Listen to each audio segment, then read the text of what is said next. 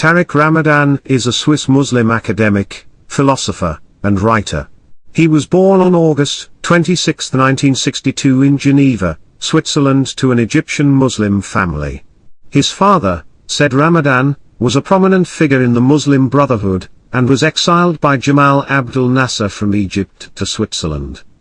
Tariq Ramadan studied philosophy and French literature at the master's level and holds a PhD in Arabic and Islamic studies from the University of Geneva.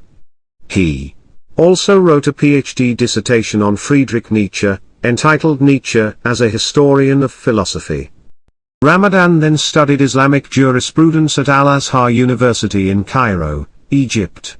He was a professor of contemporary Islamic studies at St. Antony's College, Oxford, and the Faculty of Theology and Religion, University of Oxford.